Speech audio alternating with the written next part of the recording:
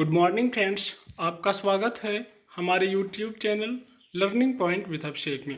Friends, अगर आप channel पर पहली बार आए हैं तो चैनल को सब्सक्राइब कर लीजिए और बेल आइकन प्रेस कीजिए ताकि आपको डेली डिक्टेशन मिल सके। 90 शब्द प्रति मिनट डिक्टेशन स्टार्ट। कोरोना से उबरे कई लोगों को एक बहुत गंभीर बीमारी ब्लैक फंगस होने की खबरें देश के कई राज्यों से आ रही हैं। यह फंगस या फफूंद प्रकृति में काफ़ी पाया जाता है, लेकिन यह बीमारी बहुत आम नहीं है क्योंकि इसकी प्रवृत्ति ज़्यादा संक्रामक नहीं है। पर अगर हो जाए तो इसका इलाज बहुत आसान नहीं होता और बिना इलाज के यह संक्रमण घातक हो सकता है। भारत में स्वास्थ्य सुविधाएं पहले ही कोरोना के बोझ तले चरमराई हुई हैं। ऐसे में यह एक अतिरिक्त बोझ है।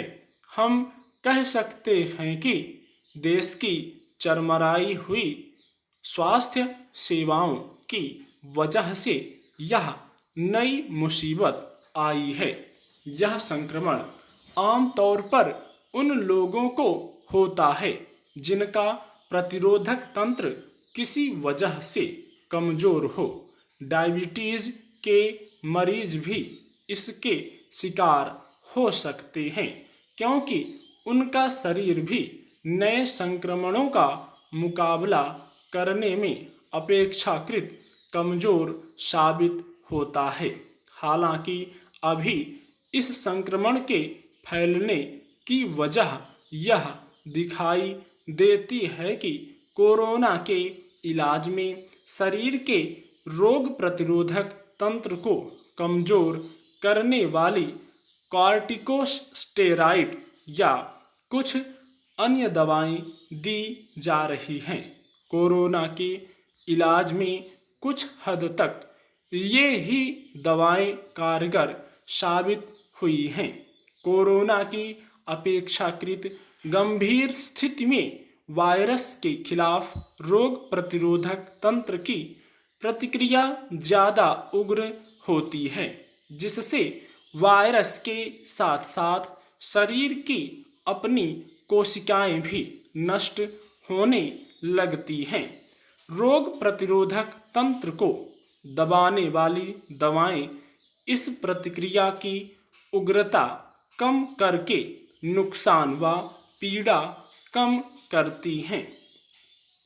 जाहिर है, शरीर की रोग प्रतिरोधक क्षमता को कम करने के अपने खतरे हैं और उनके गंभीर दुष्परिणाम भी हो सकते हैं।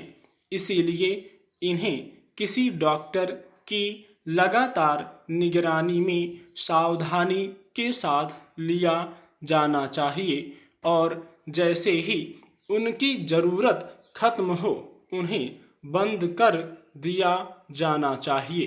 कोरोना में तो अपेक्षाकृत गंभीर मरीजों को ही ये दवाएं दी जानी चाहिए। 90% से ज़्यादा मरीजों को इनकी ज़रूरत नहीं होती। हमारे देश में हुआ यह है कि कोरोना विस्फोट के चलते बड़ी तादाद में मरीजों को डॉक्टरों की निगरानी नहीं मिल पाई। ऐसे में लोग एक दूसरे की देखा देखी या सोशल मीडिया पर प्रचारित नुस्खों को देखकर दवाएं लेने लगे। सोशल मीडिया पर यह प्रचारित हो गया कि कॉर्टिकोस्टेरॉइड डेक्सामेथासोन कोरोना की सस्ती व कारगर दवा है और लोग अपने मन से इसे लेने लगे। डॉक्टर भी काम के बोझ के नीचे ऐसे दबे हुए हैं कि एक एक मरीज पर व्यक्तिगत ध्यान देना या उनकी निगरानी करना उनके लिए नामुमकिन है। वे भी कई बार यह ध्यान नहीं दे पाए कि किस मरीज को इन दवाओं की कितनी ज़रूरत है और किसे बिल्कुल नहीं। ऐसे में ब्लैक फंगस जैसे संक्रमण के फैलने के लिए उर्वर जमीन पैदा हो गई। एक और खतरे की ओर कुछ डॉक्टरों ने ध्यान दिलाया है। कुछ लोग हमारे यहाँ यह प्रचारित कर रहे हैं कि शरीर पर गाय का गोबर लगाने से कोरोना से निजात मिलती है। ध्यान देने की बात यह है कि गौशालाओं, खासकर गोबर में ऐसे फंगस के फलने फूलने के लिए उपयुक्त परिस्थितियां होती हैं। कई लोगों को ब्लैक फंगस इस वजह से भी हुआ हो, ऐसी आशंका है।